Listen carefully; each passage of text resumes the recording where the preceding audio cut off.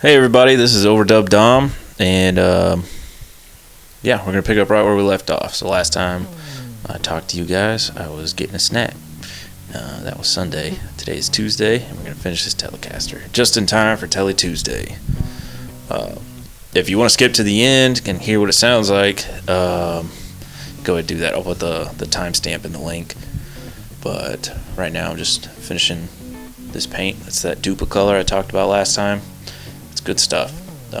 As you can see, I have no actual painting skill. I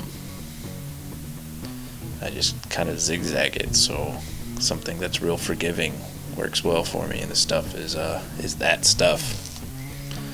I seem to be able to get a good consistent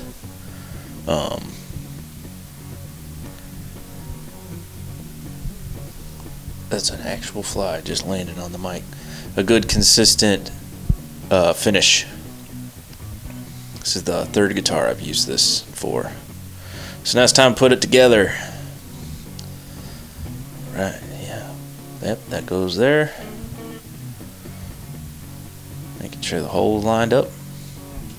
Getting all my stuff together.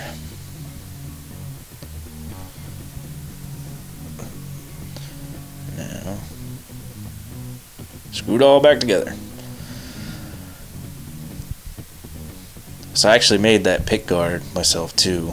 I have a template. That's typically how you do it. You cut out a template and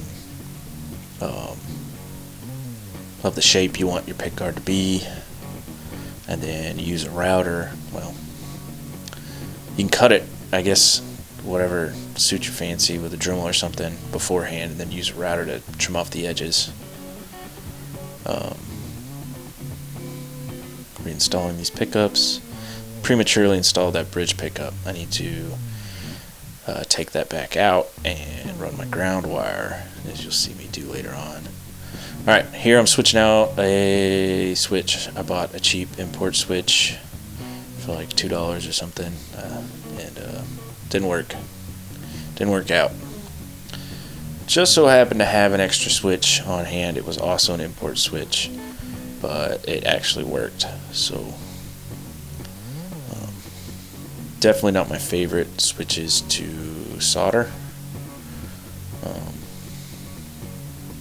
Prefer the Oak Grigsby. It's a lot nicer looking. You get a cleaner wiring in the end. But this worked. Yeah, strip it with your teeth. Alright, and then that's right, this takes me forever to do.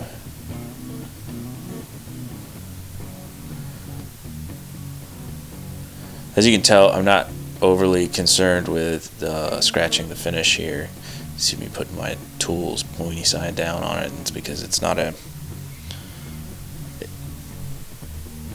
Jesus Christ, these flies. It's not a pristine finish, so it's not kind of what I'm going for. I was going for something that's a little old, a little bit beaten up. Not a relic finish, if you will, but I wanted a guitar that looked like it was made out of old things. I think that's different than relic.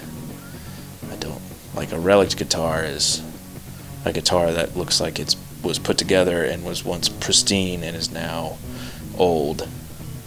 I want one that looks like it just got put together, but it got put together out of old things. So it's a little bit different. Good examples of that are James Trussart. He builds beautiful guitars that are, I guess you could call it relic. But yeah, they're beautiful, beautiful guitars. Get that neck in there, see how tight that fit is? That means I know what I'm doing, at least a little bit.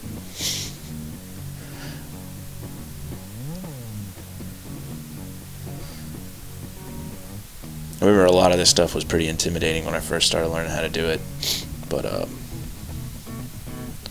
it's all pretty simple, really. Just follow the template, take your time, be patient. That's the hardest part for me, is patience. Especially right now. There's a tornado coming in, or a tornado warning that was hitting, and I could hear it coming. I think at this point the thunder was starting to hit real hard. Yeah, at this point thunder was really hitting hard. I think the hail was about to go off. We ended up getting like 1-inch hail. Didn't get an actual tornado. I say that later. Didn't get an actual tornado. But we got a bunch of hail, tons of thunder, real heavy storm. All the animals and stuff were out, so we had to go round them up. Got all wet. Had to run the camera in. Alright. Yeah, there it is. Finished job.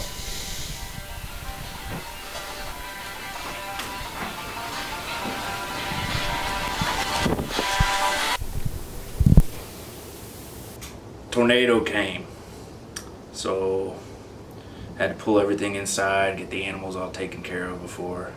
Oh fuck, there's a smudge on my lens.